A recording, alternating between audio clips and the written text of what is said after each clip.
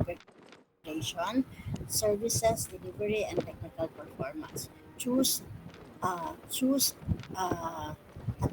that relies, walang A, tatanggalin ko. Choose a topic or company, company that relies heavily on cabling infrastructure. Okay. So, hindi tatanggalin ko na example. So, letter A, ito yung sasama ninyo sa PowerPoint. Cabling support Purged. in business operation, just like Copied. services, delivery, technical performance. The number letter B, choose of these 2 to 3 cabling infrastructure. Ito nga, internet, data center, telecom, enterprises, and other. Tapos yung letter C, why? Why was the network cabling project needed upgrade, expansion para sa kanilang new office? Tapos sa number 2, medyo mahaba na. Paano tayo sa oras kasi. Tatanggalin ko na yung number 2. Ayan. Tanggalin ko yung number 2 ha. So, focus in number 1, ABC. So, i-save ko na to para mabasa ninyo.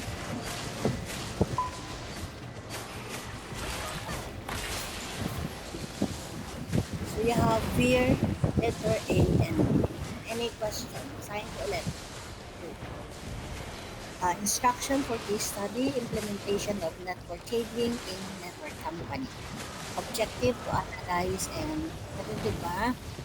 Okay, pipindot. Mamaya na nag-explain pa ako. Wait, let me explain first. Okay. At update niyo, this case study will focus on how structure cabling support, business operation. So, kung natapos po kayo, tapos you follow the instruction, okay lang. Better po yun. Ayoko lang kasing super burden kayo dito sa task na to. Okay na po? Okay na, sige. I already sent it. If done na po kayo dito and able to summarize and able to prepare, no problem. Gusto ko nga yun. Kaya lang kasi sa dami ninyo, yung oras po natin na mag-present. Siguro, kasi minsan yung mga estudyante, piling nila teacher pagka nag-present yan. So, minimum of 10 minutes sa akin. Ayun.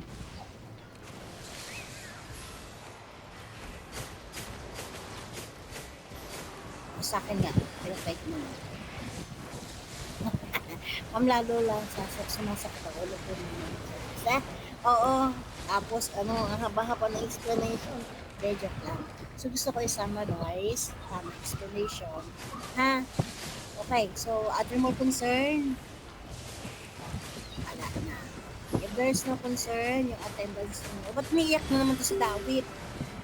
Naiiyak-iyak ko, na-explain ko na nga.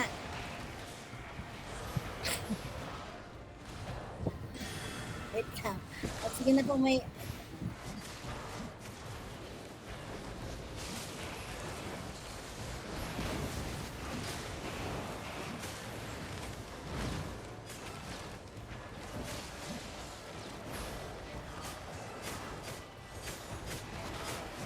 hindi ko tinanggap yung call. Okay, and any more concern? If there's no concern, pwede na po kayong mag-leave. Yan. See you next week. Press, remind mo ako bago mag Tuesday. May presentation po tayo. Para hindi ako pupunta ng school. Dito ako sa loob. Kasi wala lang. Gusto kasi din yung sa school ako. Kaya lang may ng internet. Remind mo ako Tuesday. Dawit pa Apple talaga. Pa-fry. Sige. Bye po. Pasakay ko Thank you po. po, ma'am. Bye.